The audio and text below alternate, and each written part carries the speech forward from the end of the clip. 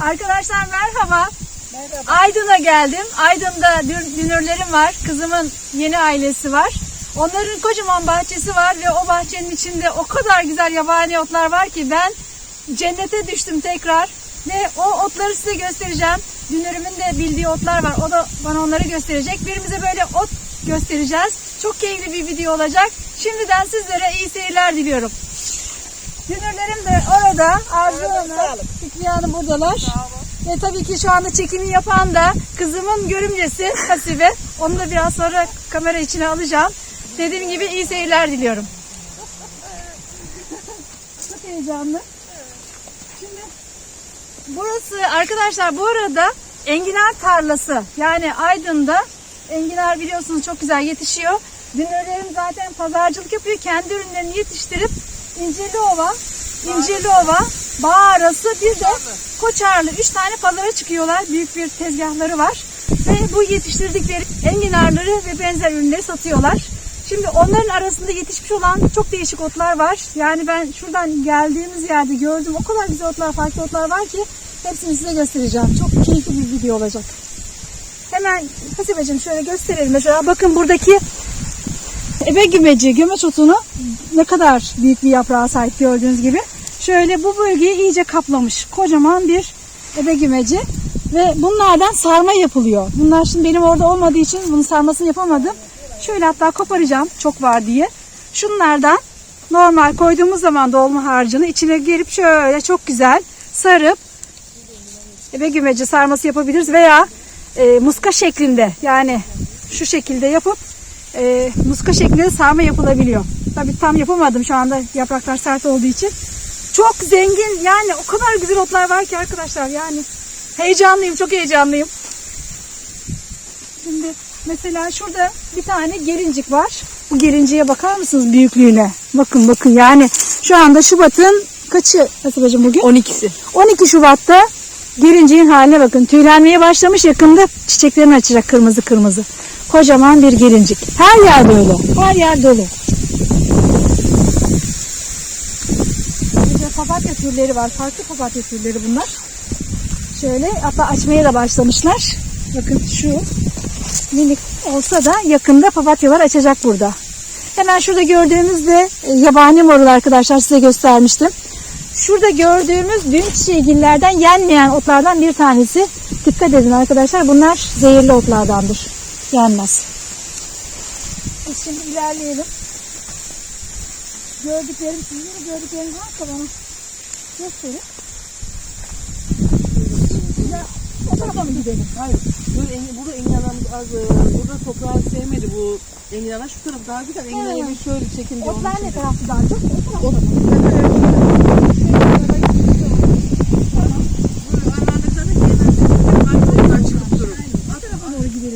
Hayır, hani enginarın büyük bir şeysi orası. Burayı toprağı sevmediği için bu taraf zayıf kaldı enginar. Ben bir kamera alayım şu şeyleri göstereyim. Meryem Ana otu dediğimiz deve dikeni otu arkadaşlar. Ben bizim çiftlikte de gösteriyorum ama küçücükken buradakiler artık dokunulacak gibi değil. Kocaman olmuşlar. Biliyorsunuz karaciğer dostu olan deve dikeni bu şekilde Meryem Ana dikeni diye de geçiyor. Bakın buralar dolu böyle her yer dolu. Hatta şuradaki ebegümeci otunu da çekeyim ya. Çok güzeller. Bakar mısınız şunların güzelliğine? Bakın. Kocaman böyle bir de sevmiş yerini. Zaten buradaki otlar don gelmediği için, don rahatsız etmediği için çok keyifliler. Ne kadar güzel salınıyorlar. Şöyle hatta göstereyim. Tabii şurada da ısırgan otunu görüyorsunuz. Keyfe bakın ya. Benim arazide maalesef ısırgan o kadar çok diktiğim halde yetiştiremedim. Şu arkada hemen tıp otunu görüyoruz. Ve bakın deve dikenleri. Tabii bunlar bu şekilde tüketilmez. Deve dikenleri doruk çıkardıktan sonra doruk yenilebilir. Küçük. Bakın deve dikenleri de burada. Bunlar küçük halleri. Vay. Evet. Hasibe de burada. Kızım üşüdüğü için gelmedi. Belki biraz sonra çıkarsa bilmiyorum. Hava soğuk, rüzgar. Evet burası rüzgar. Bizim oraya göre soğuk değil. Yani. Aydın soğuğu zaten. Aydın soğuğu evet. Aydın, Koçarlı, Tekeli köyü. Evet. Oradayız. Evet. Buradaki bakın arkadaşlar Türk mendillikleri ne kadar büyümüşler. Ve çiçek açmış, tohum vermeye başlamışlar. Böyle. Hatta şurada yer fesleğeni gördüm. Benim arazide olmayan bir bitki. Bu da yenen otlardan bir tanesi arkadaşlar. Yer fesleğeni. Hatta benim videolarımdan birinde de duvar fesleğeni var. Ondan değil. Bakın böyle bir ot. Şu deve dikeninin büyüklüğüne bakın arkadaşlar. Şu büyüklüğe bakın. Ya çok hoş. Cennete düştüm. Hakikaten cennetteyim. Neleri göstereyim? He, dalagan. Eşek dalaganı mı bunlar? Isırgan otunun arkadaşlar burada dalagan. Zaten ben Urlalıyım. Urla'da da dalagan deriz ısırgan otuna. Onun ismi eşek dalaganı diye geçiyor. Birkaç dalagan ısırgan türü var. Bakın bu şekilde. Buna dokunamıyoruz değil mi? Çok yakıyor. Dokunmayın ben. Şurada zaten yakınlaşırsak bakın oradaki üstündeki ısıran bölümleri görebilirsiniz. Bir yığın şey var, tüyler var orada. Bu şekilde eşek dalaganı diye geçiyor. Yiyor musunuz bunu da? Yeniyor. Yeniyor. Evet. Böreğini yapabilirsiniz. Yumurtalı kavurmasını yapabilirsiniz. Çorbasını yapabilirsiniz değil mi? Bir yığın. Ne yaparsınız? Kavurması çok az tüketiliyor. Çorbası mesela çok az tüketiliyor. En çok ne yaparsınız? Genel olarak böreklerde kullanıyoruz. Böreklerde ısırgan böreği. Mısır unundan yapıyoruz. Onlar değil. Aa, çok güzelmiş. Ha. Tamam. Bol bol tüketin, zaten çok faydalı ısırgan otu da. Zaten çeşitleri de çok. Evet. Şuna bakın ya, deve dikeni. Yani yanına yanışılacak gibi değil ama şifası da o kadar çok. Bakın bu da yine aynı eşek dalagan değil mi? Bu da eşek dalgan. O normalden. Bu normal dalagan. Tamam. Yapraklarından ayırt ediyoruz. Nereden? Bana gösterir misiniz? Şu eşek dalganı yaprakları daha iri. Hemen bakalım o zaman. Şimdi gösterdim size. Tamam. Şu eşek dalgan. Tamam, şimdi ayırt ettim. Şuna bak. Tamam. Şu daha bir ayrı bak. Gördün mü? Hemen şöyle Bak göstereyim. şöyle bak. Daha iri ve daha belirgin ha, galiba. Belirgin ha. İri. Bunlar normal dalgan. Şunlar normal. Tamam, şimdi oldu. Bakın şu şekilde arkadaşlar. Şurada bak. Şurada. Daha belirgin. Evet, onu da gösterelim hatta. Şöyle. Bu eşek dalaganı. Eşek dalgan. Daha iri yaprakları iri var. Şuradakiler bizim bildiğimiz Bunlar dalaganlar. bizim bildiklerimiz. Tamam. Şimdi oldu. Yerlerini de çok sevmişler ve bayağı büyümüşler. Bak o Bakın, şeyler bak. gelincikler. Gördün mü bak. Şimdi bunlar Ha, tazecik. bunlar tazecik. Şimdi bunlar toplanıp çok güzel çalkama yapılabilir. Borani yapılabilir. Böreklere katılabilir. Bunlar hep şuradakiler yeni taze. Ya çok güzeller. Harika. Şu beyaz bir çiçek açtı şu otta. Bunu değil. O şeye benziyor. Bunu giymeyiz. Yılan yastığına benzettim ama Yılan değil. biri diyorsun. O yılan şey bıçağı ötüdü vardım bak. Onu Bunu arkadaşlar biliyorsanız yine yorumlar kısmından bana ulaşın. Yılan yastığı, yılan neydi? Yılan beyaz şey bir çiçek deniyordu. açıyor o. Boru şeklinde mi açıyor? Yok boru şeklinde açmıyor. Öyle bir küçük bir şey çekmiş. Ben bunu görmedim daha önce. Bildiğim bir ot.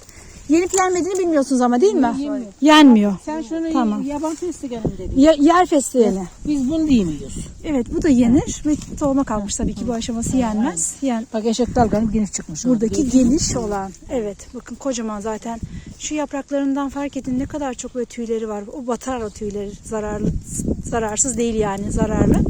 Şu da bizim bildiğimiz ısırgan otu arkadaşlar. Şurada yine bir ot daha gördüm ben. Ne gördüm? Bu otu da hemen göstereyim size. Şahtere diye geçiyor. Mor çiçek açıyor. Lila renginde. Bu da yenir yine. Bak, bunu yemiyoruz biz bak. Çiçek Bu yenir. Bu yenir. Bakın şöyle filizlerinden toplayıp bunu yiyebilirsiniz. Bu da ince otlar gibi, gelincik gibi düşünün. Böreklere katabilirsiniz. Çalkama türü bir şey yaparsanız kullanabilirsiniz. Ama bakın bu baldıran otuna benziyor. Evet, kesinlikle baldıran ve çok zehirli. Şimdi ilk başta bir baldıran otu gördüm arkadaşlar. Ben hayatımda en büyük baldıranı burada gördüm. Mutlaka daha iyi yetişen yerler vardır. Orada da görünür ama onu çekeceğim, ben size göstereceğim. Evet, şu anda şuralarda da kuş otları var. Tabii kuş otları sarılmışlar. Başka yerler yukarı doğru çıkıyor.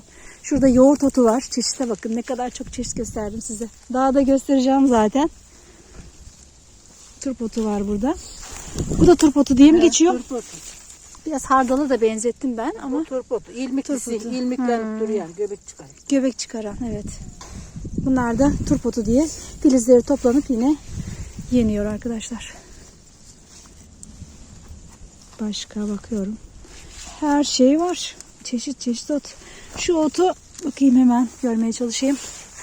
Bu iğnelik otuna benzettim. iğnelik. Heh, tamam siz öyle şöyle düzeltin. Ama o da değil, yine değil. O İğnelik otlar otuna değil, benzettim. değil. Ama o şu dediğin ot Yok. var ya ondan. Çok benziyor. Yine şura var. Nerede? Şu. Ha, şurada Hı, bak, tamam o şimdi oldu. şey- Leylek gagası diyorlar bunu. Leylek İğnelik ot. gagası Tamam. diyorlar. Tamam. Tamam.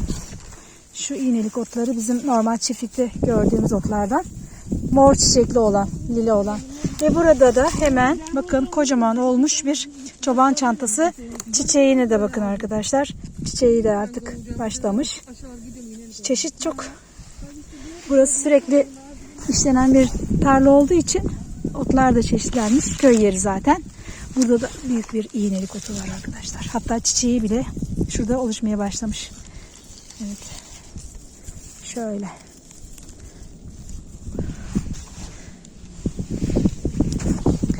Burada da arkadaşlar şey var. Bir kuzu kulağı cinsi. Benim geçen gün size paylaşmıştım. Arkadaşımın çiftliğine gitmiştik. Bakın aynısı burada da var. Aynısı burada da var. Kuzu kulağı otu.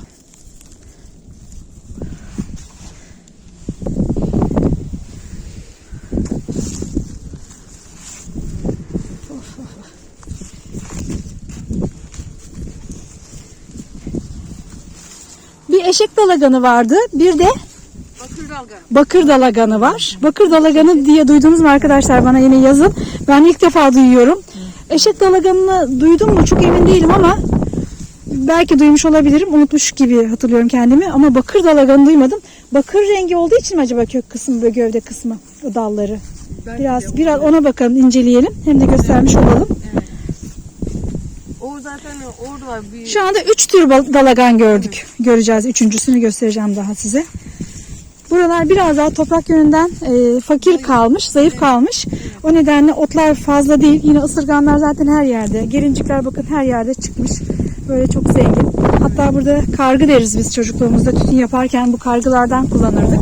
Keserdik. Şimdi böyle çit yapılıyor, çardaklar yapılıyor. Evet. Yine kullanılıyor. Bu da bir zenginlik aslında. Bakın kocaman böyle uzamışlar. Bunlar sürekli çıkar. İnsanlar ihtiyacı oldukça da keserler. Yine alttan çıkar. Bambu türlerinden biridir bu arada. Böyle değişiklik otları görünce size Sizin bilginiz otlar karşısında bizden daha çok yani. ama yani ben çok meraklıyım otlara ya ondan birazcık herhalde. Evet. Şu da ballı baba mesela, bunu biliyorsunuzdur zaten değil mi? Ballı babalar da yenir. Bunları da toplayıp kullanabilirsiniz. Her şeyi de kullanabilirsiniz. Çiçeklerini, salatalar zaten biz çocukken şöyle yapardık. Şunun çıkarırdık. Şu dip kısmında bakın dip kısmında şekerli bölüm vardır. Böyle emerdik onu. Evet. O tadını alırdık. Çok güzel, bak şimdi yine geldi. Çocukluk tadı. Evet, onlar da kullanılır, yenir. Evet, deneyin. Evet. Arzu Hanım'ı da çocukluğa götürüyoruz değil mi Arzu Hanım?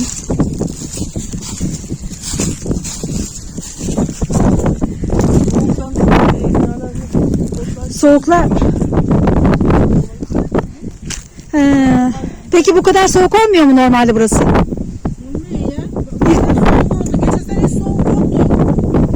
Bu kadar soğuk şu anda bana soğuk değil. Bizim normal havamız zaten bu. O taraf bizim baya soğuktur tabii.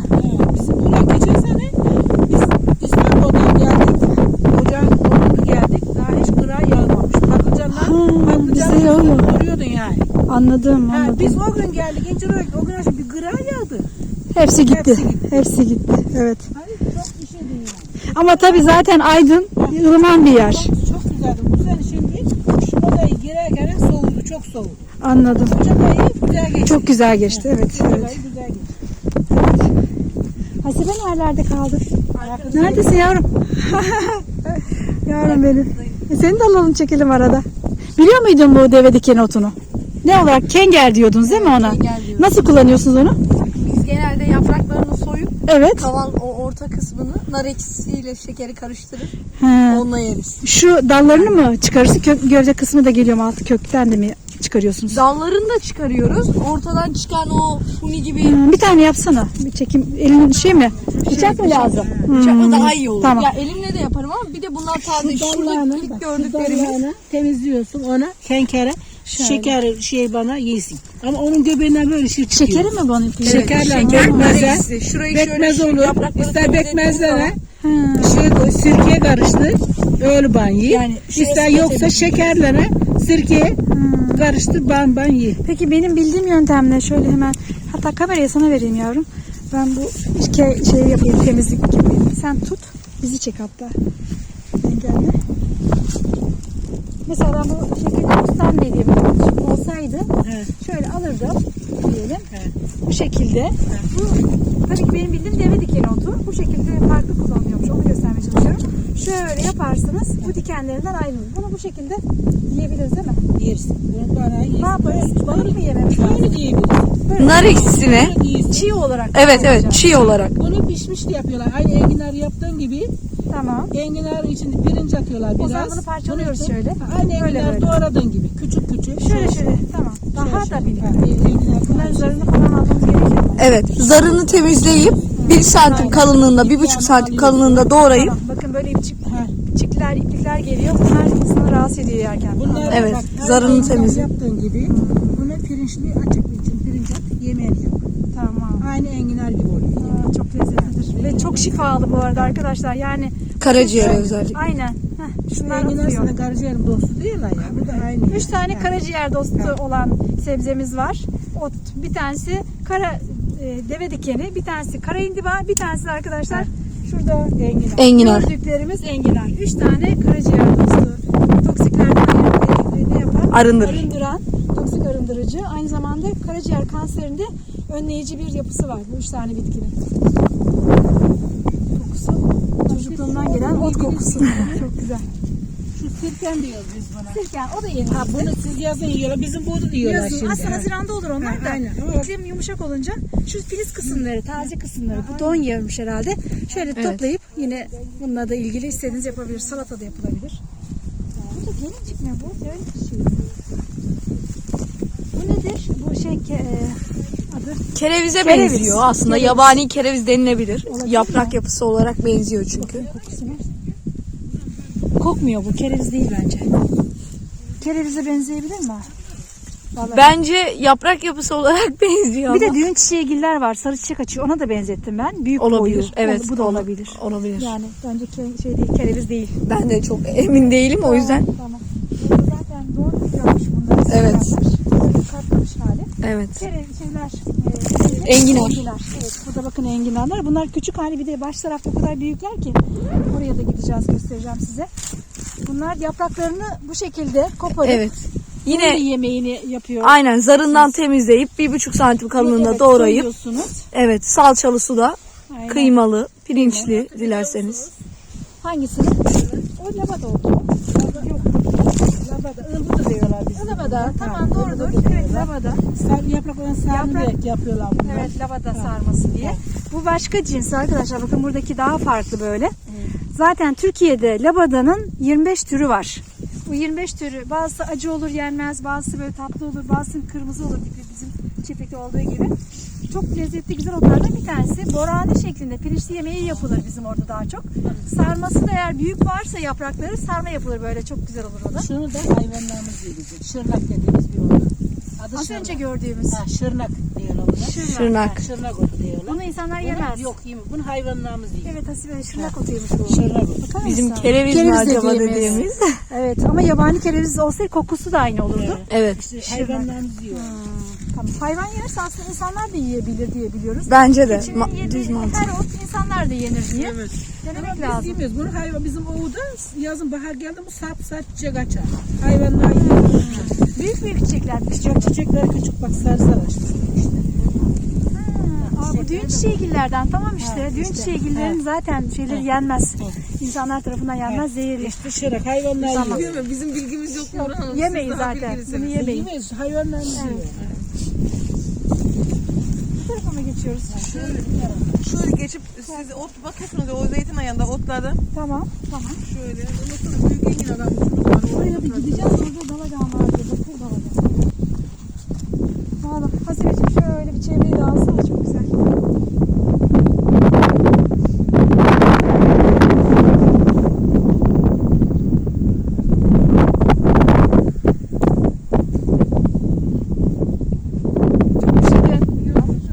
Şunlar farklı. Şu ne? O dediğin ottan bu işte. Hani şey çiçekli, çiçeklerini kopardık gittik ya, o da tatlı geliyor dedin ya. Bu Ondan bu. Ballı baba dediğiniz. Ha, bu hani ondan işte, bak bu yerini sevmiş bu da. Yenir mi Ha, bu da? yok yenmez. Ondan Yenmiyor. ya. Aa, çok ilginç ama bunun çiçekleri nasıl acaba? Başka bir ballı baba cinsi olabilir. Bak eşek dalganın şunlar bak kocamış halleri. Of, çok ama belli zaten. Bak, kocamış hal. Belli kardeşmiş. zaten. Çok tehlikeli. Yani Bak, bana bunu dokunmayın diyor. Bak budu dedin, o hindiba dedin ya şimdi. O ben ona şey olarak söylüyorum. Gelin çantası diyoruz ya. Değil, gelin çantası o değil. Benziyor aslında. Ha, gelin Benziyor çantası ama bu aslında. şey yabani marul. Yağlı marul. Değil, ondan çıkıyor onun göbeğinden. O ayrı ama. Çok dokundu bir şey bana. Ha. Bak budu daha kocamış hali. Eşek dalganı. Ya, hakikaten eşek dalganı yani denecek gibi. Şuraya bakın ne kadar tehlikeli duruyor arkadaşlar.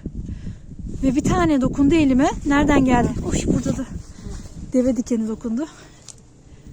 Bak Bakar mısınız? Şunlar da gartıma döndü hali bak. Şunlar bak, bu da öyle. Çok tehlikeli. Bak şu yine Bakın. eğri cafcaflı zamanı. Eşek Ha, o dalganı. da eğri bak, işeli. Çok Genç. coşmuş zaten. Şunlar, Burası ha, gübre şunlar. yeri gibi. Şunlar da ihtiyarlamış hali. Bunlar biraz don vurmuş galiba. Dondu oldu, soğuk olmuş. Soğuklar vurmuş, böyle tehlikeli hale gelmiş. Aman Allah'ım, çok gerçekten tehlikeli olduğu belli, dokunamadım bile. Eşek dalaganı. Çoğalmış orada iyice tohum zaten. Şu daha çok bak. Bir tarlaya geldiği zaman Buğdu var. evet. Kocamış hali. Şunlar Evet. Arzu Hanım, bunlardan da toplayıp satıyor musunuz eşek dalaganı? Satanlar var.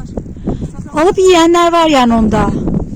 Toplaması da zahmetli bunun. Evet, eldivenle topluyorlar. şunları çek bak, eşek dalganı. Yayılmışlar gitmişler orada. Eldivenle toplayıp satanlar var. Tamam. Bunlar kanseri ilaç değil mesela. Evet. Öyle hasta olanlar daha çok tüketiyor Bak bunları. bizim çocukluğumuzda köyün girişinde bu boy oluyordu bunlar. Bunlar mı çok büyüyordu? Bunlar bu boy oluyordu. Bir tohum oluyordu. Bunlara kamyonla gelip adamlar, işçileri doldurup basıp alıp yiyor. İlaç yapıyorlar şu. İlaç yapıyorlar. İlaç sektöründe Çocukluğumuz kullanılıyor. okul gidip geliyor kana. Baharı bunlar kesmeye geliyorlar. Tohumlandığı zaman. Anladım. İlaç yapımında bakar mısınız şunun büyüklüğüne? Bakın zaten belli ya şu yapısı. Kartlamış hali. Bakın şurada da kocaman böyle. Hakikaten eşek gibi yatıyor burada. Ama çok tehlikeli. Hatta şurada bizim normal kullandığımız bir ısırgan var. Bu da arkadaki eşek dalaganı. Bakın boyutları ne kadar farklı. Kocaman. Gelincik de burada yavrum eşek dalaganın arasında kalmış. O zaten oradan büyüyemeyecek gibi. Çok tehlikeli. Uzaklaştık. Her yeri yayılmış yani, alayım bir kök götüreyim diye korktum yani. Çok yayılıyor. Korumak gerekiyor. Şu zeytinlerin içinde de ne otlar vardır. Vallahi bakar mısınız arkadaşlar? Şöyle yemyeşil bir alan. Çok güzel. Yol boylarında gördüm. Yabani pırasa gibi. Biz körmen deriz. Onlar mıydı yoksa çiriş otu diye bir şey var. Yine onu da yiyorlar. Osmaniye taraflarında. Çiriş otu var mı burada? Var. Ha, çiriş. Pırasa gibi. Evet, pırasa gibi. Tamam. Körmen olur, yemeklere falan doğranır. Kireç.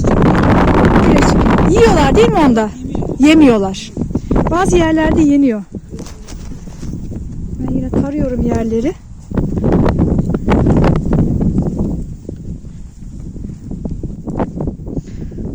Buralar işlendiği halde ısırgan otları boy boy. Normalde çapa olması lazım da. Evet. Yağmur yağdı üstüne. Birkaç gündür kıraç var. Tabii. Bunlar iş. Daha verimsiz. İlk girdiğimiz yerler. Çok güzeldi. O karşı taraf hatta kadar gideceğiz. Şimdi orada bakır dalaganı var. Onu çekeceğim arkadaşlar. İnşallah unutmam da. Sonra bana soruyorlar onu gösterecektiniz, bunu gösterecektiniz. Unutuveriyorum ben.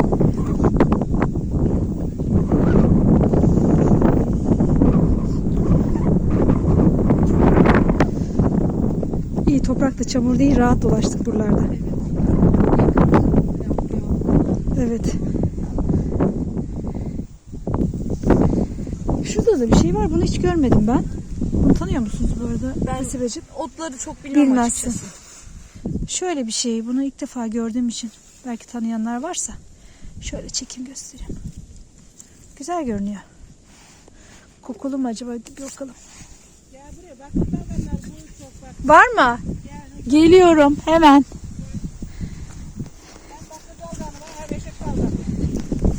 İkisi bir yan yana. Çok iyi. Oh, oh, çok güzel. Ağacın dibinden bir başlar. Bak, bakır dalgamı, eşek dalgamları. Onlar eşek dalganı. Bunlar eşek dalgamı. Şöyle gel. Tamam, şöyle başlayayım o zaman. Bunlar eşek dalganı arkadaşlar. Eşek dalganı. Bak gel şöyle. Şuraya doğru gidiyoruz. Bak şurada bakır dalganla beraber eşek dalganları var. Gördün mü? Aa, Öteki bakır dalganı, şu tamam, eşek dalganı. tamam. Sanki onları ben daha önce gördüm gibi. Gördük ya başta. Geçebilirim Bunlar orada. da hep ben mutluyorum. Daha da büyümüşler. Tamam. Şimdi arkadaşlar buradakiler eşek dalganı. Dokunmak da istemiyorum. Böyle bayağı güçlü bir şey var. Dikenliyim ben artık ısırdığı için. Kocaman da olmuşlar. Şunlar da bakır dalaganı. Bunları da yiyorsunuz değil mi? Bakır dalaganı yenmiyor mu? Yani ben bunu herhalde kitaplardan gördüm arkadaşlar. Yenmeyen dalagan otlarından bir tanesi. Buna şifa için İlaç mı? kaynatıyorlar. Tamam. Çayı mı yapılıyor? Çay yapılmıyor. Kazanı kaynatıyorlar. Tamam. Ağrın bir tarafı olursa onun suyunun içine giriyorsun kendin. He, banyosunu yapıyorsun. Banyo Bak, gibi, hani sıcak, dalagan banyosu gibi. sıcak suyun içine kazanı kaynatıyorlar. Hani bir suyun içine Oturtuyorlar. Rahatsızlıklarda kullanılıyor. Neler öğrendim bugün? Bu bakır dalaganı şöyle. Bakır ismini nereden almış acaba? Bu olgunlaştıkça, büyüdükçe rengi değişiyor mu bakır renginin? rengi bir başta onu bakır dalgan diye biliyorsun. Yani büyüklerimiz öyle söyler, bakır dalgan. Ha, gövde kısmına bakıyorum da yine yeşil. Belki bahara doğru bunlar iyice kartladığı zaman o şekilde olabilir. Mesela şurada yan yana bakın ikisini de görebiliyoruz. Şuradaki bakır dalaganı, şu da eşek dalaganı. Oo, çok güzel. Heh. Şuraya gel. Bakır dalgan diyorsunlar. Şuradan gel. Şöyle gel. Ben de geldi. Oh, tamam. Şimdi. Şuraya gel şöyle. Bak şuraya bak. Orada bir bakır dalgan bak. Gördün mü? Ocağına Bak, düştüm. Gördün mü? Ay, çok güzel. Ben zaten tanıdım. Eşek dalganı gördün mü? Gördüm, Ha, bu gördüm. teller var. Gördüm. Onu da gördüm. Olduğu gibi hep olan eşek Tehlikeleri de gördüm. Şöyle geçeyim. Ay maşallah. Bakar mısınız bunlar? Şimdi eşek dalaganı. Ama bakın şöyle göstereceğim size. Bakın yani arkaya doğru gidiyor. Derinliği fark ediyor musunuz bilmiyorum. Böyle girilecek gibi de değil. Her taraf eşek dalaganı. Şu yavrucuğum şurada kuş otları da böyle minicik ve çok keyifliler ya. Nasıl güzellik böyle. Bakın şurada da yine. Ya çok güzel. Bakın. Eşek dalaganı.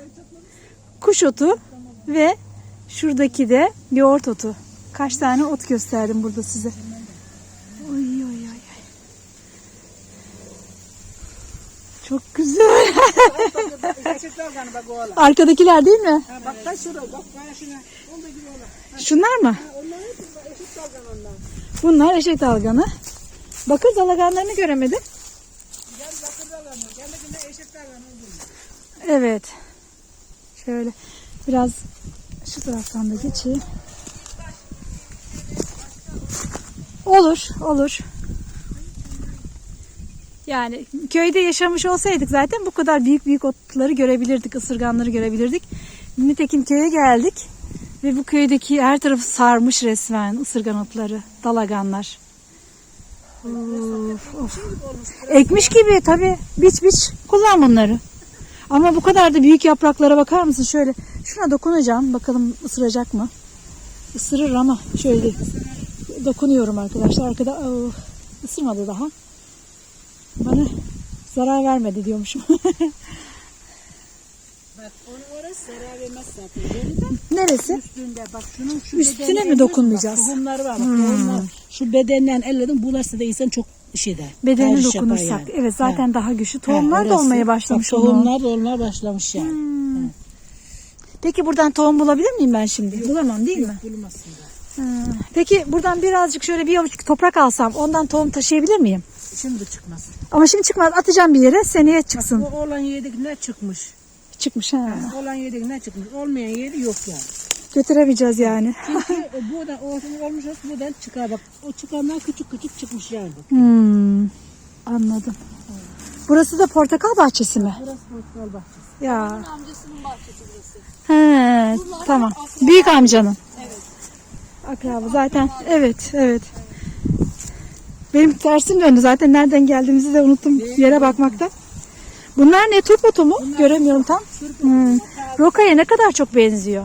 Taze bir de kendi olduğu gibi sık çıkmış. Evet, tohumu çok fazla dökülmüş. Bu arada portakalları da göstereyim. Böyle çok imreniyorum portakal ağacını.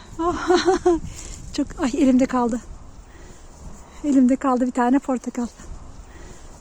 Söyleriz. Yabancı değil. Turunç mu bu? Turunç. Bunlar böyle mi oluyor turunçlar? Turunçlar böyle oluyor. Neden böyle? Mandalina gibi duruyor. Yapısı böyle. Yapısı böyle bir de Kültür toprağı şey Evet. değil. Evet. besleyici. Ha. Baksana ağacından. Ben sanki böyle, hepsi turuncu böyle da böyle bakarsanız. zannediyordum. Yok değil. Hepsi böyle bakın. Diğerlerine göre daha Tamam, küçük. tamam. Kabarık kabarık böyle. Evet. Onlar o yerin şeyi. Evet. Bakın şu turunca, bakın turunca. Ben çok keyifliyim. Umarım sizler de keyif alıyorsunuzdur arkadaşlar. Oy. Vallahi Güzelmiş, ben de çekeceğim. çok güzel ya. Ben de seni hemen çekeyim buradan Sibeciğim. Gerçekten çok güzel bir dörtlü mü orada? 4 tane var değil mi? Bakar mısın üstündeki meyveleri? Bir tane de elimizde portakalla kaldık. O sizin Öyle. kısmetinizmiş. Şöyle. Bir şey gösterecekseniz alayım ben onu cebime koyayım. Yani olur. Olur yavrum. Bak bunlar yine kocamış hali. Eşek dalganlar. Ama tehlikesi de belli yani. Eşekler bile bence buraya giremez şimdi. Değil mi? Çünkü belli yani böyle ısırdığı. İyice sertleşmiş. Enginleri bekleyin almışlar bak burada. Ya enginar toplarken orada Ben varım dedim. ne iş var? Zaten toprağı alır yani. Bakın buralarda hep ele geçirmiş. Evet. Ama enginar da çok güzel bir sebze arkadaşlar ya. Zahmetli ama güzelliğe bakın ne kadar güzel. Evet. Vallahi ısırgan videosu gibi oldu ama ısırgan çeşitleri videosu oldu. Bakın maşallah maşallah. Annenin topladıkları genelde diğer normal bildiğimiz Normal ısırganlar, ısırgan. dalaganlar. Bunları böreklerde kullanıyorlar daha çok. Normal ısırganlar değil mi? Normal ısırganları. Bunlar mı? Eşek dalaganları Evet, mı? eşek dalganlarını böreklerde, Böreklerde kullanıyorlar. kullanıyorlar. Ona ayranlı deriz biz. Ne nasıl bir şey? Ee, Tarif et hadi yavrum. Biz ilk defa duydum şimdi. Etsin, o daha iyi Olur tarif tamam. eder. Tamam. Mısırın biz bunların ayranlısını yapıyoruz. Mısır unu yoğuruyoruz. Tamam. Bir tepsiye altını yağlayıp onları böyle yayıp bunu doğruyoruz. İçine pıransı koyuyoruz. Pırasa. Doğruyoruz. Yağla, tuzla onu koy. Üstünü yine o şeyden mısır unundan açık koy, duratacak. Üstünü böyle elinden gezleyeceksin. Onun üzerine Üstteki daha örteceksin. cıvık olacak yani. Şey çalkama Çalkama. Çalkama başka Çaykama mı böyle Muğla bölgesinde diyorlar. Çalkama Onun- diyorlar. Bazı geçer. Bizim bu da ayranı diye geçiyor. Ayranlı diye geçiyor. Aa çok güzel. Çanakkale'de de unuttum ismini ya. Bizim aynı Çalkama'nın benzeri. Zeytinyağından üstüne bir susam ekeriz. Tamam. Fırını koyarız bir şey. O da Hemen pratik. Pat. pratik hemen yaparız. İçine şurası, ısırgan, Isırgan koy. kesik deriz, çökelek. Tamam. Çökelekle de yapabilirsin. Bundan da yapabilirsin. Cengiz Han zaten dünden beri kesik diyor. Diyorum Çanakkale'nin katık denilen bir şey var mı? O mu? Yok o değil dedi. Lor gibi ama daha farklı. O zaman çökelek dedim. Çökeleğin tuzsuz olanı. Kesik. Tamam. Tamam. Çökelek ben. Yine o Çökelek mi dersiniz ona? çökelek ben, o tuzlu çökelek. Tamam. Tamam. Aynısı tuz deyince tuzlu çökelek. Tuzluyorlar böyle. Ona kesik demiyorsunuz ama. Kestik onu, tuzlu çökelek. Aslında ilk kesilmiş hali kesik oluyor. Ondan galiba. İlk şekli. Garcot beni oluyor. Garcot olayı o şeyleri. Garcot Karcot ne? Karacot, susam. He tamam, çörek otu. Tamam, karacot. Şöyle şey diyor. Oh, Karseli bayılır ona. Ay, evet. Diyor. Anne diyor. Bir kere denk geldi yanlış bilmiyorsun. Gelmiş, çok beğeniyor zaten, sizin de eliniz çok güzel. Senin eli yemeklerin var ya, yedik enginar yemeğini. Ellerine sağlık yavrum. Çok güzel. Vallahi. Şimdi ne tarafa gidelim? İsterseniz ilk başta O şeye doğru gidelim seninle. Tamam. başladığımız yere Yere doğru gidelim. Orada farklı çoban çantası vardı. Biraz büyümüş halleri. Bir onu çekebiliriz. Bir de şey vardı orada yine. Bakır dalaganı vardı. Burada kuş otları. Her yer.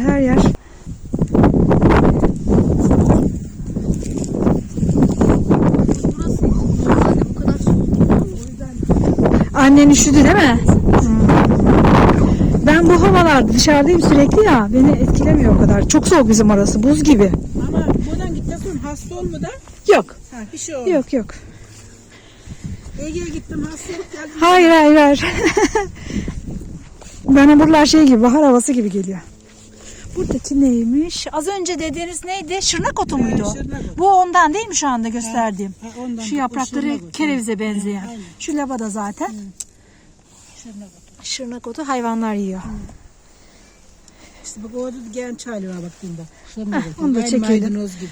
Evet, bakın kerevize çok benziyor aslında. Şırnak otu hayvanlara veriyorlarmış bunu yesinler diye. Hayvanlara iyi gelebilir. Çok varmış burada.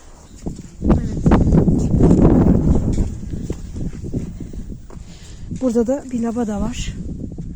Ama bayağı da farklı bir labada türüymüş. Büyüdüm aynı halini alacak onlar. Tabii Şimdi ki. bunlar küçük Kocaman, ya. kocaman olacak. Bak o dediğim ottan geliyor. Şırnak dedim. Şırnak. Sarı çiçek açar işte. Evet. İşte bunlar aslında düğün çiçeğigillerden arkadaşlar. Normalde zehirlidir, yenmez. Denk geldi burada. Farklı bir türünü gördüm. Bak sirkenin genç halini bak gördün gene hiç yapraklar. Sirken, evet. Benim arazide de sirken oluyor zaten. Ama bu don vurmuş, birazcık böyle buruşmuş. Yaz otu. Haziranda olur. Genelde şu filizleri toplanır, yenir. Aynı ıspanak gibi tadı. Aynı.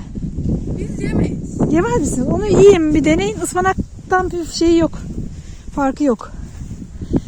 Geçen yıl burada diyecektim şey vardı bizim. Biz düğün için geldik buraya. Burada düğünümüz oldu. Kızımın düğünü. Lif kabakları değil mi? Şu anda bakın arkadaşlar, ağacın tepesi nar ağacı mıydı o? Erik ağacı mı? Badem ağacı. Badem ağacıymış. Ben nar diye hatırlıyorum. Onun tepesinde böyle kabaklar vardı. O zaman tam olmuş muydu? Ekim sonuydu. Olmuştu o zaman. Şimdi de yine orada duruyorlar bakın. Onlar lif kabakları. Çok olunca böyle ağaçta kalıyor değil mi? Kötü olan. Yiyecekler toplayan yok. Tabii. O da bir iş çünkü. Lif kabağı ağacı olmuş hatta.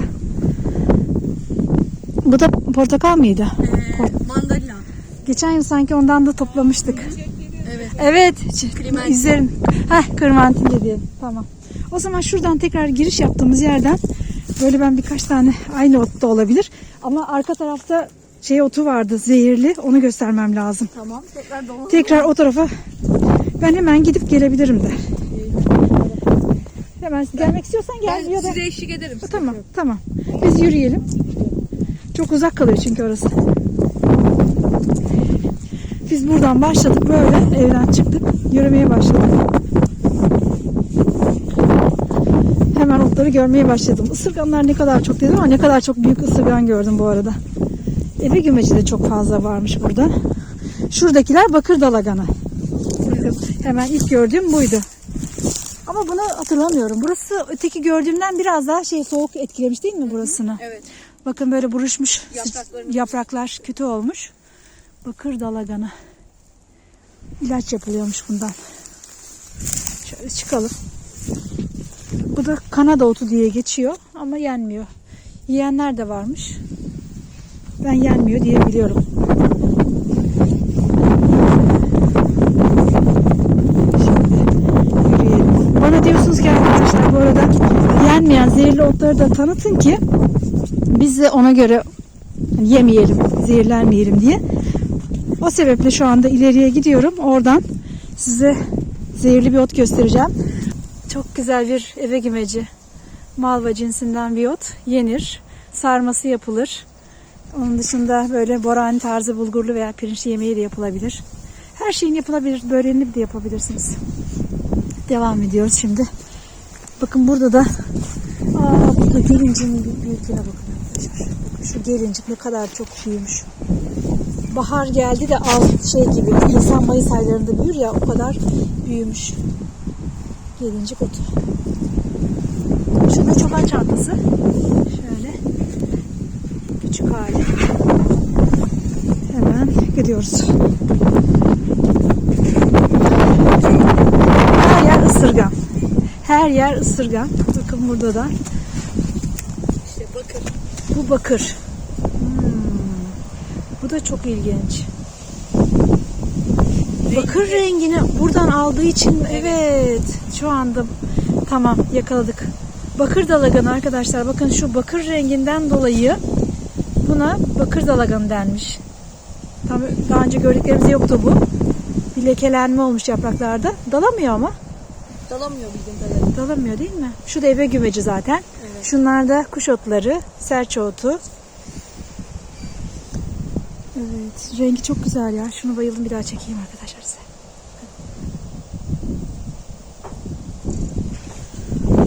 Çeşitli otları göstermiş olduk bu videoda. Yürüyelim. Şimdi en sona gideceğiz. Enginar tarlası bu arada böyle. Bakın bu enginarlar da az önce gördüklerimizden ne kadar büyükler. Kocaman böyle olmuşlar. Daha da büyüyecekler. Ne kadar büyüyor Asibeciğim bunlar? 1 metreyi geçiyor hemen. 1 metreyi geçiyor. Ya benim boyuma yakın oluyor işte. Anladım. Bayağı da şey yapıyor, boylanıyor. Evet. Aşağıda var ovada tarlamız. Orada kelle kafa çıkarıyor artık. Tamam. Tam ortasına. Şimdi onların zamanı aslında. Bu cinsinden ötürü biraz beğenmedik mi bozabiliriz düzeni. Aslında olması lazım diyorsun şimdi. Evet. Yani tamamen oluşmasa bile oluşmaya yakın olması lazım. Şu şey çıkarması lazım. Evet. Ne derler? Doruk diyorlar bazıları. Evet. Tam buradan sürgün gelecek. Büyük. Tabii gelmediği için. Evet. Bakıyoruz şöyle Geç birkaç kaldı tane. açıkçası. Bakın burada. Bu cinsini beğenmemişler. Bizimkilerin. Belki diyor bu tarlayı tekrar süreriz. Ondan sonra tekrar istediğimiz o cinsi ekeriz. Bunu da bu yıl zaten ilk defa, ilk senesi. Bu Bayrampaşa'ya gider olması lazım. Biz daha iyi olması için sakız istiyoruz aşırısı ama bu istediğimiz Bayağı da türü var enginarın. Ben bildiğim enginar bir tanedir diye düşündüm ama. yerli enginar dediğimiz bir cins Evet. var. Karması sakız var. Genelde bunu daha çok kelle çıkar. Bu şey güzel oluyor. Aşağıdan çıkar. Tamam. Bu Bayrampaşa yani. Tamam. Yani Genelde önermiyorsunuz yaprak- yani bunu Aynen. değil mi Genelde yetiştiricilere? yaprakları tüketiliyor bu daha çok. O zaman yine piyasası oluşuyor. Yine piyasası Ama oluşuyor ama çok olduğu için bitirebiliyor musunuz bunları? Bitmeyebilir yani, değil mi? pazarlamayı biraz iyi yaparsak bitiyor. Bitebilir. Yapamazsak Evet.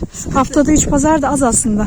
bizim için az ama çalışan olsa İşte daha çok pazara gitseniz belki tüketirsiniz. Doğru. yaprağını da herkes yemediği için sıkıntı pazarlamak yani. Ama ben ilk defa öğrendim. Ben daha önce yaprağını yiyenleri bilmiyordum mesela. Bir Urlalı olarak özür dilerim arkadaşlar. Urla'da Enginar Festivali var. Ve ben yaprağının yediğini bilmiyorum. Biz annem hep sürekli o çanak kısmını ama çanağa çıkarılmadan o hatta ağzımızı sıyırırdık. Sıyıra sıyıra yerdik. Çok güzel olurdu. Ama o zamanlar tabii belki bilinmiyordur. Yine geldiğimiz burası şeyler vardı burada. Deve diken otları, eve gümeçleri, gömeç otları. Kocaman bir gelincik otu. Ne gelinciğiydi? Yengen ne demişti buna? Bir şey gelinciği demişti. Gelinciğin türleri var demişti. Evet. Açıkladı ama benim de Kapçık mı dedik? biz kapçık diyoruz evet. He, doğru mu? kapçık Doğru. diyoruz. Tamam, kapçık. Tamam, cins olarak kapçık diyorlar buna. Yöresel isimleri var ya arkadaşlar. Hani diyorsunuz bazen o gelincik değil, onun adı kapçık. İşte burada da kapçık deniyor aynı ota. Gelincik yani sonuçta. Evet. Neyse iyi ki aklımda kalmış. Evet, kocaman olmuş ama otlar da burada. Burası daha iyi toprak yönünden. Burada yine kocaman bir, bakın, şöyle yabani marul, yağlı marul ve dibinde ısırgan. Devam ediyoruz. Herhalde gördüğümüz otlar bunlardı. Şurada zehirli bir ot var. Evet, baldıran'a doğru gidiyoruz. Baldıran otu. Zaten görüntüsünden belli oluyor, uzak kalın, bana yaklaşmayın diyor. Belli. Zehirli olduğunu biliyordum ama ismini bilmiyordum size. Baldıran zehri. Evet.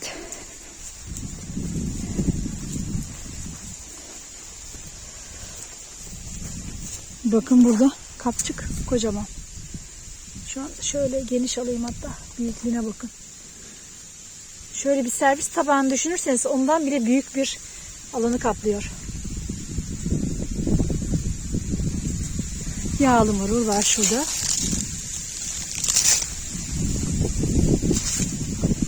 Hatta enginarın dibinde kocaman bir yine gelincik otu çıkmış.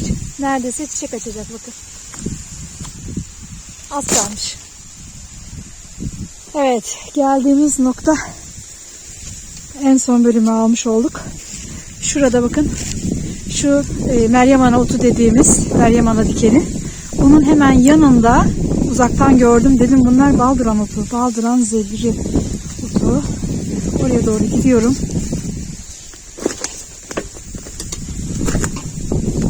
Bu otu gördüğünüz zaman kesinlikle arkadaşlar tüketmeyin. Şimdi şöyle bakınca zaten bu ot yenmezmiş gibi hissediliyor. Bakın. Böyle. Maydanoza benzer. Hatta kazaya otuyla da benzetilir ama ben benzetmiyorum asla. Bununla da ilgili bir videom mevcut kanalımda. Hem baldıran hem de kazaya otu nasıl ayırırsınız diye tanıttım. Köküyle, dalıyla, böyle gövdesiyle. Şimdi şöyle gövde kısmına doğru yaklaşıyorum. Bakın. Şuradaki lekelerden siz bu otu tanıyın. Yemeyin. Bakın böyle lekelidir. Zehirli bir ottur. Şöyle benekli gibi. Hatta şöyle de göstereyim. Bu dokunmak bile istemiyorum aslında bu ota. Yine ben dokunmayayım. Siz beni uyaracaksınız biliyorum. Şöyle. Küçücük bir damlası bile, parçası bile sizi zehirler, öldürür. Çünkü ünlü bilim adamı Sokrates var. Sokrates biliyorsunuz bu baldıran zehriyle öldürülmüş tarihte. Hatta Sokrates baldıran otu diye de ararsanız internette bununla ilgili pek çok bilgiye, zehrinin ne kadar kuvvetli olduğuna bakabilirsiniz. Şöyle aşağıya doğru bakıyorum, bakın. Bakın. Şu gövde kısmını özellikle bakın. Bazı yerlerde daha küçük olduğu için bunun zehrini, gövdesinin çok fark edemeyebilirsiniz. Zehirli olduğunu anlayamayabilirsiniz ama yine de şu yapı, şöyle bakın, yine yakından gösteriyorum. Çok büyük olduğu için belirleyici oldu. Hemen şurada yine gövde dallarına bakın. Nasıl? Morumsu böyle zehirli kısmı belli oluyor. Hatta şurada tazelerini de gördük. Tazelerinin belki de yapraklı, dal kısımları daha doğrusu, yaprakları da dahil. Çok belirgin değil gibi. Şöyle yakınlaştırayım. Evet bakın, yine de gövdelerinde, dalın bakın bitiş noktalarında lekeleri görebiliyorsunuz. Şu yukarı doğru çıktıkça lekeler azalıyor. Ama büyüdüğü zaman da iyice böyle daha da zehirli, daha da tehlikeli olabiliyor. Şunu hatta şöyle göstereyim tekrar.